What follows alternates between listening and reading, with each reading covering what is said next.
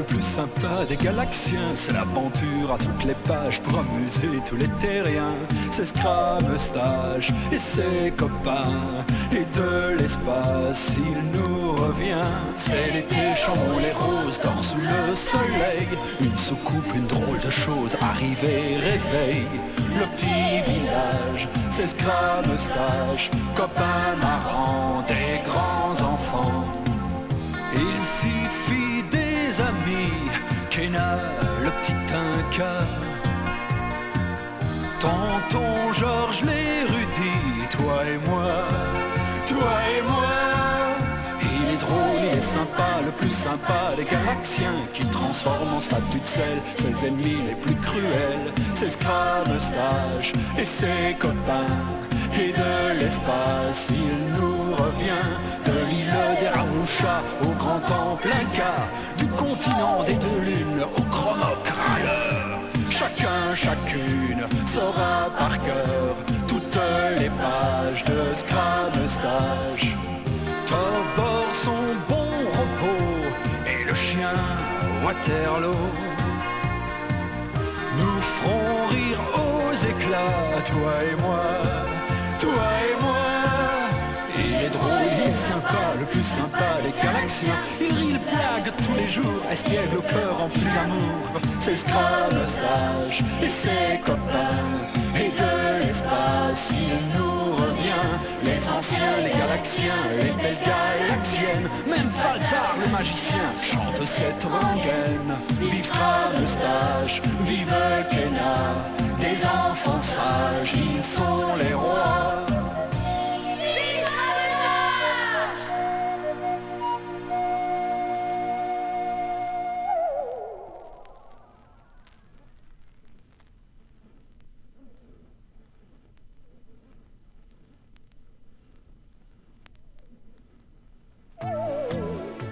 Chers petits amis, voici un disque longue durée où vous pourrez suivre une nouvelle aventure du Scram Stage. Vous pourrez la lire dans votre livre en même temps que nous. Vous saurez que le moment est venu de tourner la page lorsque vous entendrez cette petite musique.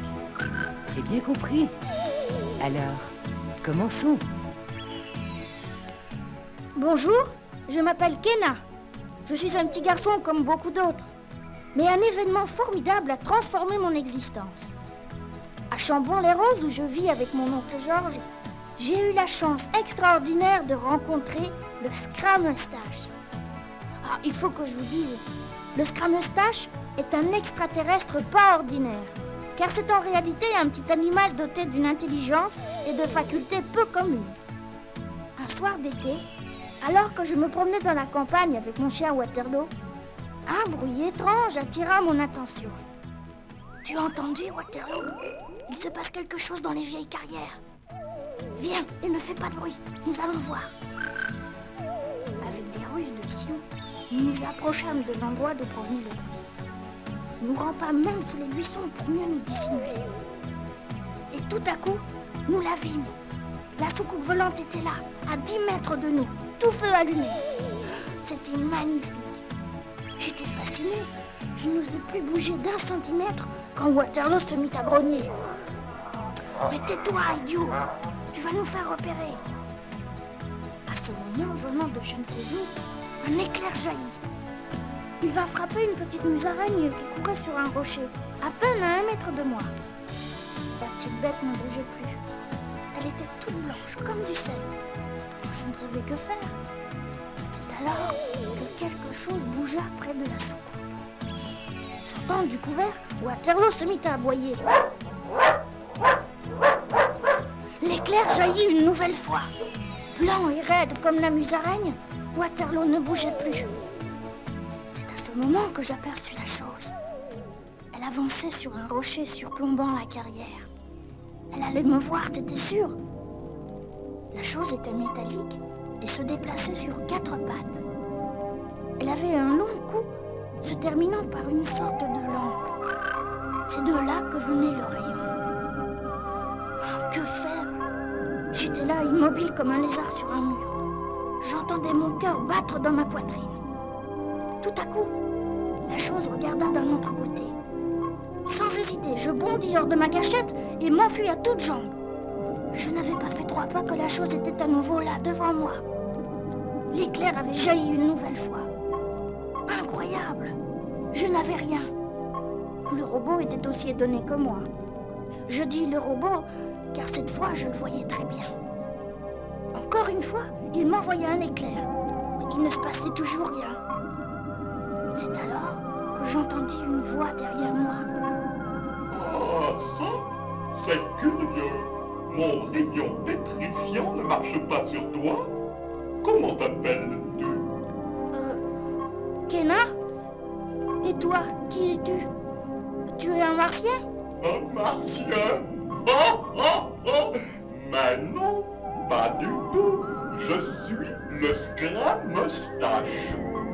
Le Scrameustache était là, devant moi.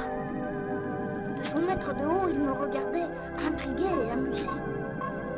Il avait l'air sympathique. Sa tête ressemblait un peu à celle d'un chat. Il portait une salopette bleue et était coiffé d'un casque rouge équipé lui aussi d'une lampe à rayons.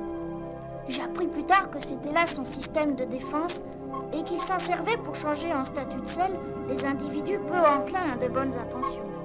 Oh, ce n'est pas normal que tu échappes à mon rayon.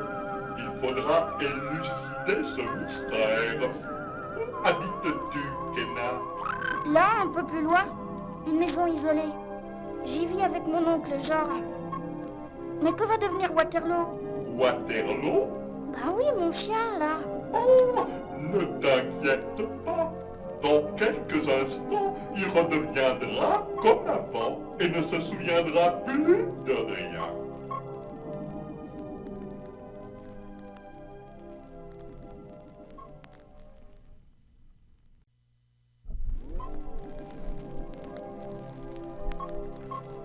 En effet, Waterloo reprit vite connaissance. Et pour éviter tout nouvel incident, le Scrameustache programma Tobor, son robot, pour qu'il nous protège au lieu de nous agresser. Depuis ce jour, le Scrameustache est devenu mon ami. Et nous connûmes des aventures fantastiques. Au début, mon oncle Georges ne voyait pas ça d'un très bon œil. Je l'entendais souvent maugréer dans sa barbe quelques reproches à l'encontre du Scrameustache. Je dois vous dire que le Scrameustache est très espiègle. Mais avec le temps, oncle Georges s'y est habitué.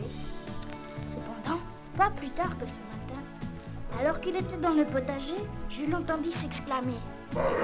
Ça perd l'hypopète. C'est la 3e qui disparaît. Que se passe-t-il, oncle Georges? Ah, il se passe que quelqu'un vient me chipper des carottes dans mon potager. Ne serait-ce pas toi, par hasard? Moi? Mais non, oncle Georges. Ah, je m'en doutais. Cela ne peut être que l'œuvre du Scrameustache. Quoi? Quoi, le Scrameustache? Oserais-tu prétendre que ce n'est pas toi qui viens me chipper mes carottes? Oh, quand elles seront en chocolat, peut-être. Mais comme ça, tout est cru. Non, merci. Sapristi. Elles ne se sont quand même pas envolées toutes seules, mes carottes. Bien sûr que non. Regardez, un animal a gratté la terre autour pour les enlever. Et elles n'ont pas été mangées sur place. Il ne reste aucun déchet. Kenna, va me chercher Waterloo. Il nous mettra peut-être sur la piste d'un animal qui rôde près d'ici. Ah, ça commence à bien faire.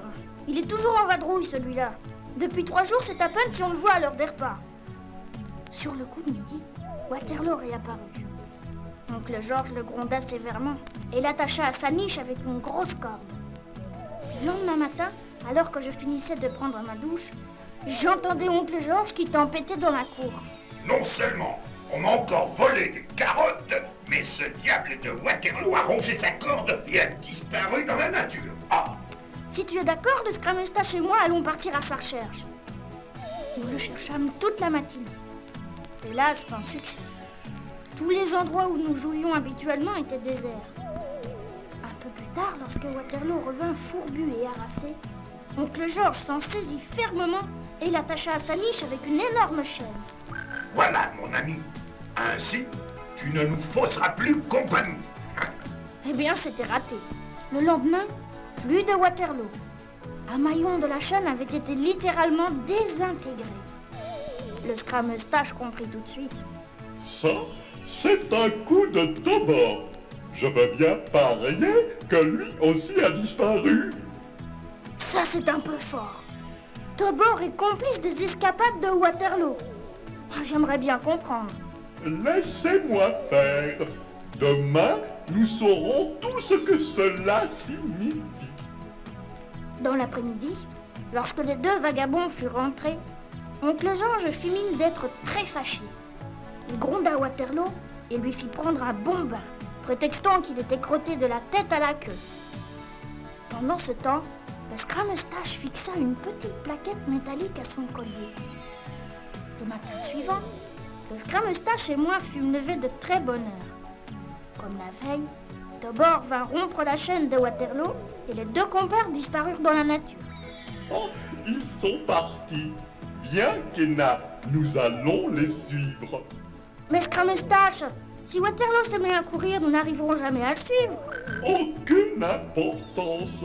J'ai emporté le détecteur qui nous renseigne en permanence sur la position de Waterloo grâce à la petite plaquette fixée à son collier. Pendant près d'une heure, nous le cherchâmes à la trace jusqu'au fond du bois. Et là, une surprise nous attendait. 2 éperviers, un renard et 3 chats sauvages étaient figés au milieu d'une clairière. Tobor les avait changés en statues de sel. Ne fais pas de bruit. Nous touchons au but. Regarde ces traces dans l'herbe. Waterloo doit se trouver là-bas, derrière ces buissons. On y va? Oui, allons-y. Silencieux et agiles comme des chats, nous nous glissâmes sous les taillis. Et là, un spectacle incroyable nous laissa cloués sur place. Allongé dans la mousse tendre du sous-bois, Waterloo contemplait d'un air béat une nichée de 3 petits lapins qui croquaient à belles dents la carotte qu'il leur avait apportée. Ah te voilà, voleur de carottes! Oh, ça va. Ne te fâche pas, Waterloo. On ne va pas te la reprendre, ta carotte. Quand les petits lapins eurent terminé leur repas, Waterloo leur fit réintégrer le terrier d'une poussée ferme mais amicale de sa truffe. Allez, viens, Kenna. Ils ne ressortiront pas avant demain. Nous pouvons rentrer et raconter cela à l'oncle Georges. Ce qui m'étonne, c'est que nous n'ayons pas vu les parents de ces petits lapins. Oh, ils ont sans doute été tués par des braconniers. Allez, viens. Et voilà, encore une histoire du Scrameustache qui se termine. Tout ému, oncle Georges écouta notre récit et ne gronda plus Waterloo. Et le Scrameustache de conclure. Oh, vous pouvez en être fiers. C'est un fameux chien, votre Waterloo.